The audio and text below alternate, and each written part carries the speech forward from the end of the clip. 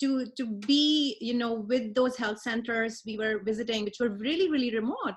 We were in different parts of Uganda, and there's always things don't go right, and you have to improv and respond. And there are things, one coming from US, because it's a different setup, so it forces you to think about things that you have not planned for originally. So this is a huge learning curve. I found that to be just incredibly valuable, and I'm really proud to see over the years how incredibly We Care Solar as an organization has grown, how the training has grown, how the training of trainers programs have grown. So the reach, and it's not just about installing systems, but also like sustainability beyond. So that's just meant a lot for me to see over the year, being part of the community. You're a woman trainer, and you're coming in, and there might be all men in the room. And so it's not only from a perspective of just trying to make sure that you get all the materials across and get understanding on the topics, but also just kind of changing ideas of what a woman can be has been really cool. Because in some of the experiences with We Care Solar, they wouldn't necessarily see a woman going up on the roof all the time to do a solar installation, or to be in charge of maybe a number of men who are doing the solar installation. And so I think it's also a really cool way that we're role models out in the world. Of course, I loved it that it was all women, and I loved it that it was going to be women ambassadors going out to show this different, like, I think whenever we can get a woman in front of the room, it shows everyone else in the room that women can do that. I can't tell you how many times I've been in different countries where they say, "Oh, you're a girl and you can do that." I'm like, "Yes, I'm a woman and I can do that." Yes. Or they'll say, "Wow, you really are good. I didn't think you would be," or something. And it just blows people's perspective to have a woman in front of the room. So it's like, what gets passed on to kids? What do kids learn from their parents? Who is likely to be handed the tools to help their parent in the backyard?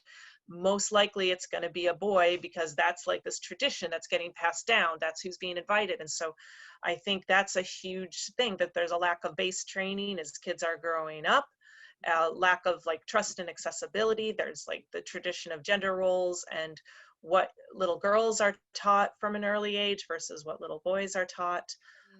There's a pipeline issue, and I would say pipeline issue from the boardroom to the village.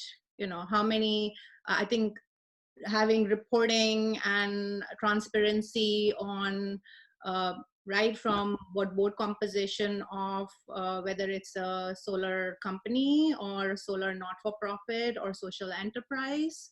I think having more transparency and conversation. This is still very male-dominated industry.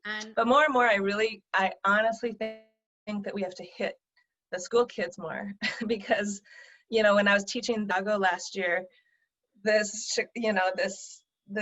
young American woman, we had Americans and Nigerians in the class together, and she held up a solar panel. She goes, "Is this STEM? Am I doing STEM right now?" And I was like, "Yes, you are doing STEM right now," which I don't even know if that's like a way to say it. But she goes, "Why don't they tell me that in school? Because I hate science and math, but I love this." And so I just feel like young girls just don't, they actually, when they're connecting, like they want to do something on a social, like they're going into tracks like nursing and school teachers and social work and things that are helpful to the community. And if they saw that the solar track could be helpful to communities, that they would link in their mind that there's a connection point. Like, I get this. Women are the ones giving birth to the hospital, and women are the ones also serving those that are in the hospital, and it is good for women to bring light. Life-changing. Without question, the invitation and the participation in this program has been life-changing for me. And I think it has made me a better person. It has made me a better parent to my daughter, a better role model for her. And it gets to this, the comment that Coralie made about confidence. It just made me, it's given me confidence. It's made me comfortable in taking risks, being adventurous, wanting to see more, and knowing that there are so many answers in just opening up and asking the questions and putting yourself in a situation that you're not comfortable in, you know, right? It just was life-changing.